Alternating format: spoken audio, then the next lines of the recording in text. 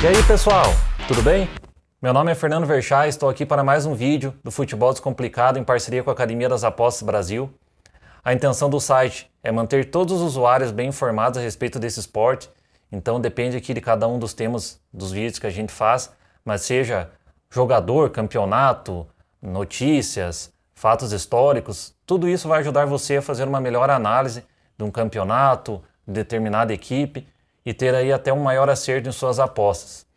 Hoje vamos falar dos brasileiros que se destacaram muito mais fora de campo do que dentro de campo. Vou começar aqui com o Charles Miller. Ele nasceu no Brasil e aos 10 anos de idade ele foi morar na Inglaterra para estudar. E lá a gente sabe que os ingleses inventaram o futebol. Ele conheceu esse esporte e aos 20 anos ele retornou para o Brasil, trazendo na bagagem uma bomba de chebola, uma bola, um par de chuteiras e um livro com as regras do futebol. Então ele chegou aqui no Brasil, falando muito desse esporte, que tinha conhecido lá na Inglaterra, que o esporte era interessante, e começou a organizar a primeira partida que aconteceu aqui no nosso país no ano de 1895. Então ele fez ali, lógico que alguma pessoa ou outra já tinha ouvido falar do futebol aqui no país, mas ele que trouxe de uma maneira mais profissional e mais organizada mesmo, com uma intenção aí, com uma grande visão para o futebol. A primeira partida, como eu disse, que aconteceu em 1895, foi entre a Companhia Ferroviária de São Paulo e a Companhia de Gás de São Paulo. A Companhia Ferroviária venceu por 4-2, era o time do Charles Miller. Nisso, depois de popularizar ali um pouco mais esse esporte, ele também criou a Liga Paulista de Futebol, que foi a primeira liga de todo o território nacional. Ele jogou pela Liga Paulista, foi campeão, foi artilheiro e depois também atuou como árbitro. Então ele deu, vamos dizer assim, o pontapé inicial para o futebol se tornar algo organizado, respeitado e profissional aqui no nosso país. Outro brasileiro de grande destaque é o Flávio Augusto. Ele ficou mais conhecido aqui no Brasil por ser o fundador da escola de inglês WhatsApp.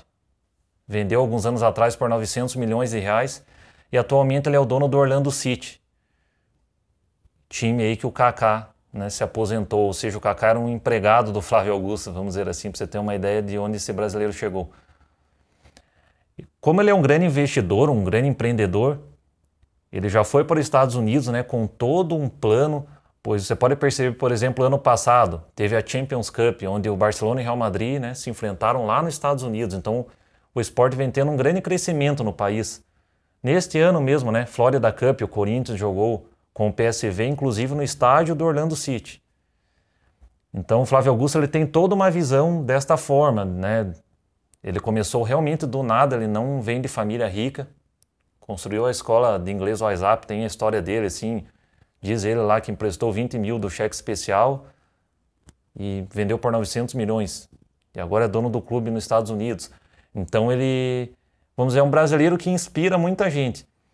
Ele escreveu esses livros aqui, Geração de Valor, ficou bem famoso aqui no Brasil. Vou mostrar a capa aqui para vocês. Quero deixar bem claro, ele não fala de apostas, tá? Mas os conselhos que ele traz aqui nos livros dele tem tudo a ver com o apostador, na minha opinião. Eu li e me serviu muito. Vou ler alguns pedacinhos aqui para vocês se interessarem. Por exemplo aqui, indignado com o modelo imposto pelo senso comum, Flávio resolveu arregaçar as mangas e mostrar às pessoas que é possível pensar de forma diferente. Ou seja, ser um apostador é pensar de forma diferente. Na minha opinião, acho que aí na sua também. Geração de Valor 2. Para colher sonhos é preciso pensar fora da caixa. Então ele também continua explicando esse pensamento diferente e tudo mais. Geração de Valor 3. Com a franqueza e assertividade já conhecida de seu vasto público, Flávio subverte lugares comuns, cria frases de impacto e conta histórias surpreendentes. Tudo isso com a autoridade de quem empreende na prática negócios no Brasil e no exterior. Tudo isso com a legitimidade de quem saiu do zero e se tornou um dos mais jovens bilionários brasileiros, segundo a revista Forbes. Ele é até um cara bem famoso nas redes sociais. Se você não segue ele, aí vale a pena seguir no Instagram, Facebook, YouTube. E com certeza é um cara que está levando o nome do Brasil para um outro nível. A gente está acostumado a citar aí o Roman Abramovich, dono do Chelsea, o dono do PSG, que é o Nasser, né? Eu até vou deixar aqui na descrição do vídeo um link para o vídeo que eu fiz sobre o Nasser. Claro, o Flávio não tem o mesmo dinheiro dessas pessoas que eu citei, mas ele é um brasileiro que, vamos dizer assim, está nesse time. Como disse, ele não fala de apostas, mas ele tem um pensamento assim, empreendedor, um pensamento, uma mente muito aberta. E ainda por coincidência comprou o Orlando City, então ele, vamos dizer assim, virei mais fã dele e resolvi trazer aí um pouco da história dele para vocês. Passando agora para outro brasileiro de destaque, João Avelange. Ele já é falecido, assim como Charles Miller. Morreu com 100 anos de idade. Ele foi o presidente da FIFA, organizou 6 Copas do Mundo. A história dele no esporte começa nas categorias de base do Fluminense. Ele não chegou a ser um jogador profissional, mas atuou nas categorias de base. Disputou as Olimpíadas de Berlim, se destacou como nadador, depois foi para outra Olimpíada no time de polo aquático. Em meio a tudo isso, ele se formou em Direito e foi presidente da FIFA, como eu disse. Se você quiser saber ainda mais sobre a história dele, assista o filme Paixões Unidas, que conta a história da criação da FIFA e cita por muitas vezes o João Avelange. Você vai entender aí toda a importância dele para a FIFA e para o futebol. Avalanche is elected FIFA president.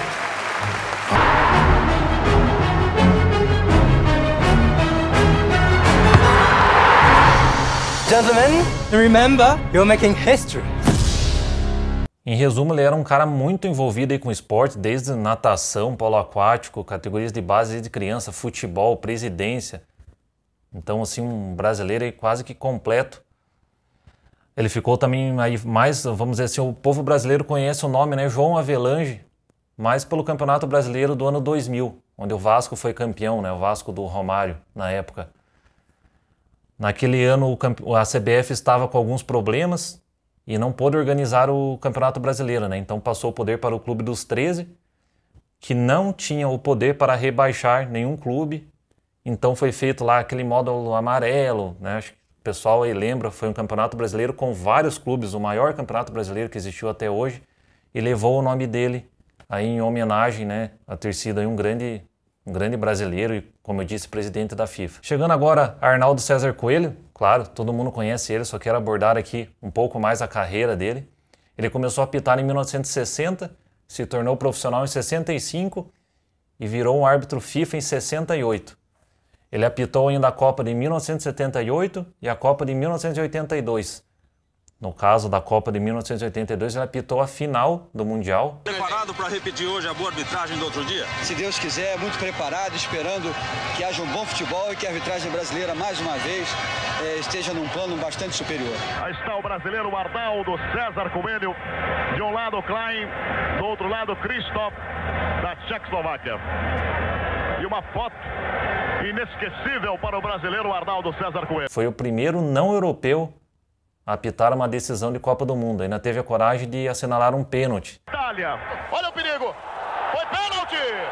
Penalidade máxima, mas como marcou bem o Arnaldo! Houve a falta e o Arnaldo teve uma interpretação muito boa, uma grande chance.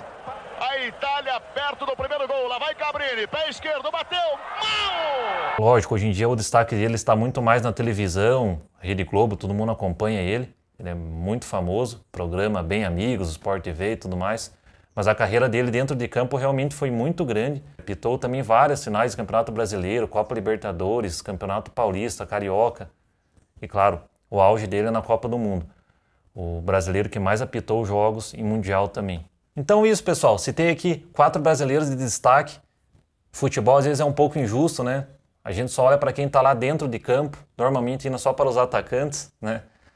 O zagueiro, o goleiro fica esquecido. O árbitro, então, coitado. O dono do time ninguém lembra. O presidente da FIFA ninguém sabe. Então, citando aqui para todos saberem dos brasileiros de destaque que elevam aí o futebol a nível nacional e a nível mundial também. Grande abraço e até o próximo vídeo.